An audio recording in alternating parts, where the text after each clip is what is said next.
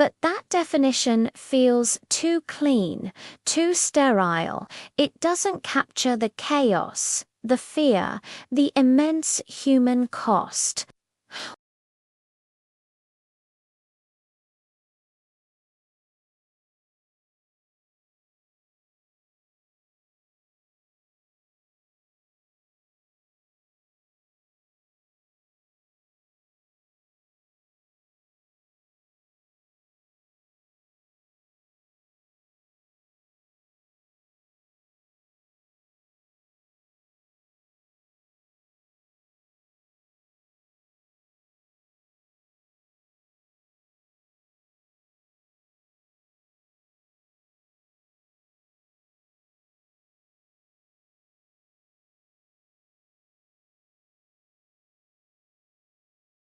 Dynastic succession, religious differences, and political ideologies became powerful drivers of conflict.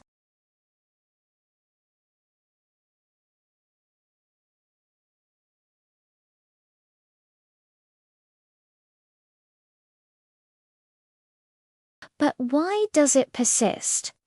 One perspective comes from political science, specifically the theory of realism.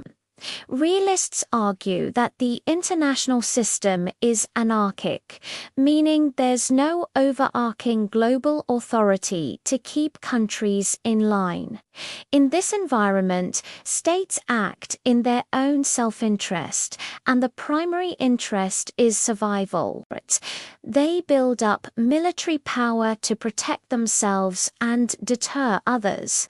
Sometimes this delicate balance of power breaks down, and war becomes, as the famous Prussian general Karl von Clausewitz put it, the continuation of politics by other means.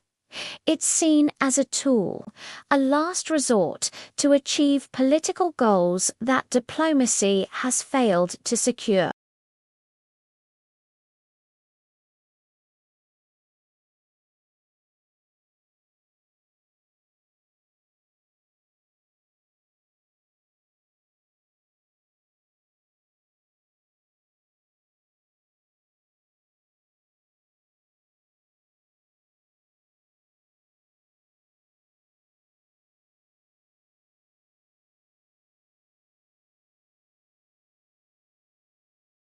This creates a powerful lobby that can influence policy, sometimes pushing for military solutions over peaceful ones.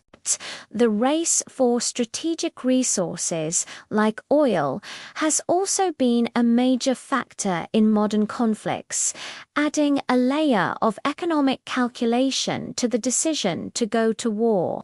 But we can't ignore the human element. Psychology offers some unsettling insights. Theories like social identity theory suggest that we have a natural tendency to form in-groups and out. We favor our own group and can easily dehumanize others, making it psychologically easier to commit acts of violence against them. Propaganda plays a huge role here, painting the enemy as monstrous, evil, or less than human. This process of othering is a crucial step in mobilizing a population for war. Furthermore, individual leaders matter. Their personalities, their ambitions, their fears, and their miscalculations can plunge nations into conflict. A decision made in a single room by a handful of people can lead to the deaths of millions. The great man theory of history might be outdated, but it's undeniable that the choices of individuals in power have immense and often tragic consequences. Looking at the evolution of warfare itself is also revealing. From spears and shields to gunpowder and cannons, each technological leap changed the face of battle. But nothing compares to the 20th century. World War I introduced machine guns, chemical weapons, and trench warfare, resulting in a scale of slaughter never seen before. World War II unleashed the atomic bomb, forever changing the meaning of total war and introducing the terrifying possibility of human extinction. This new reality gave rise to a different kind of conflict. The Cold War. It was a war fought not on traditional battlefields, but through proxies, espionage, and an arms race. The doctrine of mutually assured destruction, or MAD, kept the superpowers from direct confrontation.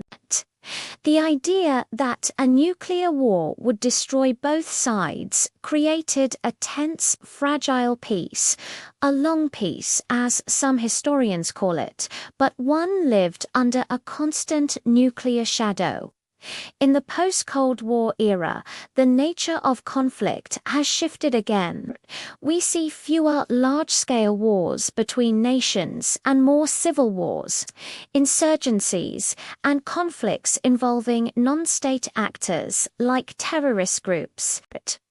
This is often called asymmetric warfare, where a weaker force uses unconventional tactics to challenge a stronger one. Cyber warfare and the use of drones have further blurred the lines, creating battlefields that are both everywhere and nowhere. Despite this grim history, there's also a powerful counter-narrative: the history of peace. For as long as we have fought, we have also strived for peace. The creation of international law, diplomatic institutions like the United Nations, and peace movements across the globe are all testaments to this enduring human desire. The European Union, for example, was born from the ashes of 2 world wars, with the explicit goal of making war between its members not merely unthinkable, but materially impossible. We've developed concepts like peacekeeping, conflict resolution, and intricate treaties to manage disputes. Global trade and cultural exchange have created a more interconnected world where the costs of war are felt by everyone. The argument is that as we become more interdependent, the incentive for war decreases. Why fight your customers or your suppliers? So, where does that leave us? War is a deeply complex issue with no single cause and no easy solution. It's a tangled web of politics, economics, psychology, and technology. It's born from our fears and our ambitions, our capacity for both division and cooperation. Perhaps the most important thing to remember is that war isn't some abstract force of nature. It's a series of human choices.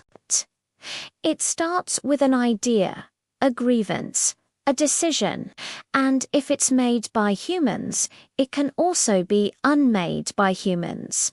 Understanding why we fight is the first crucial step toward choosing a different path. It requires us to be more critical of leaders, more resistant to propaganda, more empathetic to those we call other, and more committed to building the institutions that can guide us toward peace. But the future isn't written yet, and the story of war doesn't have to be our final chapter. Thanks for watching. If this topic sparked your curiosity, consider subscribing for more deep dives into the big questions that shape our world. See you next time.